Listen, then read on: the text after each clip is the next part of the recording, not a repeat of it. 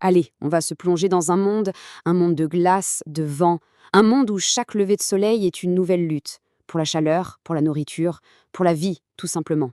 Dans cet environnement impitoyable, où la perte était une compagne de tous les instants, une question fondamentale se pose. Voilà, c'est la question au cœur de tout.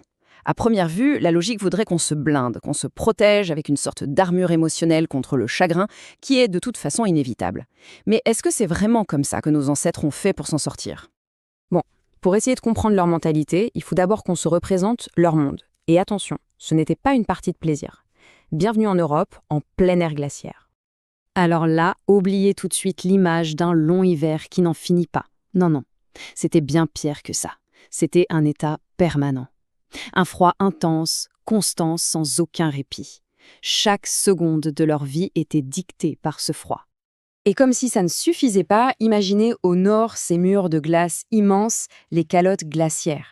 De là, des vents d'une violence inouïe dévalaient en permanence et balayaient une toundra aride, glaciale, absolument invivable. Le paysage, une steppe, mais désolé, complètement vide. Les humains étaient hyper rares, regroupés dans de tout petits refuges, de vraies petites îles de vie au milieu d'un océan glace. Et entre chaque groupe, des centaines de kilomètres de rien. Ok, donc dans ce contexte, on imagine bien que chaque geste était un calcul, chaque calorie comptait. La logique pure, la logique froide, elle semble implacable, non? La seule stratégie qui a l'air sensée, c'est de ne pas s'attacher pour ne pas souffrir. La survie, c'était un combat, de tous les instants. Il fallait maintenir le feu, le cœur du groupe. C'était vital. Il fallait chasser. Et pas des lapins, hein, des mammouths, des rhinocéros laineux, des bêtes de plusieurs tonnes. Une activité si violente que les squelettes qu'on retrouve ont les mêmes types de fractures que ceux des professionnels du rodéo aujourd'hui.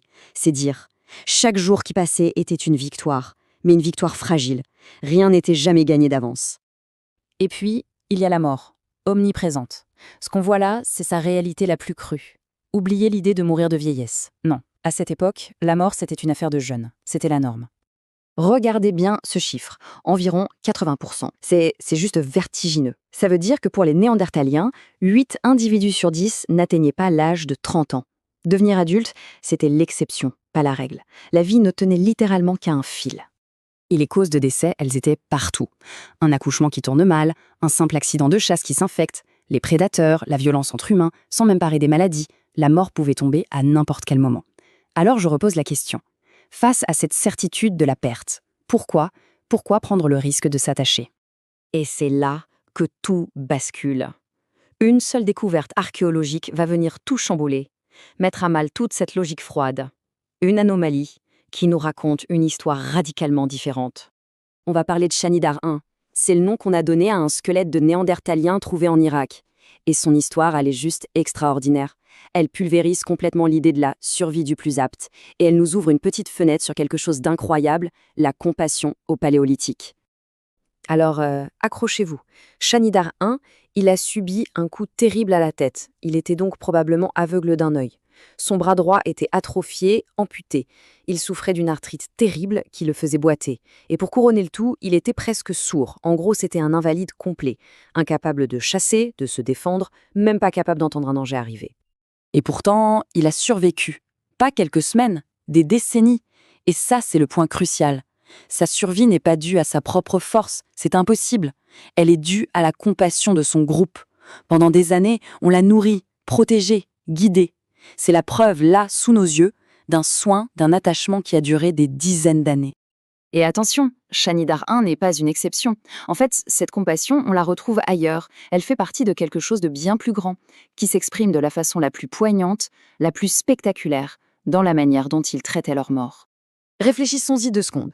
Le simple fait d'enterrer quelqu'un, c'est un geste hyper fort. Ça veut dire qu'on refuse de laisser le corps aux charognards, aux éléments. C'est un dernier acte de soin, un soin qui va au-delà de la mort. C'est la preuve ultime qu'on accordait de la valeur à cette personne. Et on a des exemples incroyables, surtout à la période qu'on appelle le Cravétien. À Grimaldi, on trouve une femme et un ado, enterrés avec un soin infini. À Arencandide, en Italie, un jeune homme, qu'on a surnommé le prince, avec une coiffe de plus de 400 coquillages. On ne parle pas juste de creuser un trou là, ce sont des véritables mises en scène, pleines de symboles et pleines d'affection, tout simplement. Mais alors là, le clou du spectacle, c'est la sépulture de Singir, en Russie. Regardez ce chiffre, plus de 10 000. 10 000 perles en ivoire de mammouth. Vous imaginez le travail? Chaque perle, il a fallu la tailler, la polir, la percer.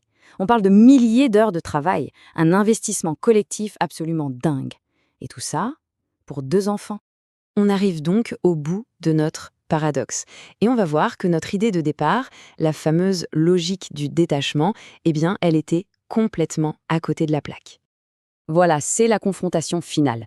D'un côté, l'hypothèse qui semble logique, dans un monde dur, il faut se blinder. Et de l'autre, la réalité, ce que nous disent les faits. Dans un monde dur, les liens sociaux profonds sont la meilleure stratégie de survie. Ce n'était pas un handicap, c'était un avantage décisif. L'attachement, ce n'était donc pas une faiblesse. Loin d'être un luxe émotionnel ou un risque inutile. C'était une pure stratégie de survie. C'était le ciment du groupe. Perdre quelqu'un, ce n'était pas juste une perte affective. C'était perdre des compétences, de la mémoire, de la force. C'était mettre en danger la survie de tout le monde. Dans ce monde sans pitié, le seul, l'unique bouclier, c'était le groupe. C'était la seule assurance vie qui existait contre le froid, la faim et le danger. Au final, leur plus grande force, ce n'était pas leur lance ou leurs outils, c'était le lien. La réponse à notre question du début, c'est donc un non, mais un non catégorique. Il ne fallait pas éviter de s'attacher. Au contraire, il fallait s'attacher, farouchement. Parce que dans ce monde gelé, la seule vraie chaleur, c'était celle des autres. Et ça nous ramène directement à nous, aujourd'hui.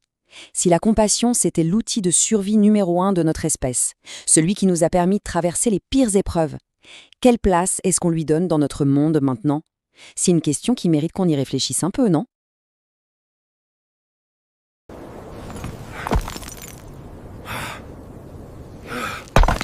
Even in the Stone Age,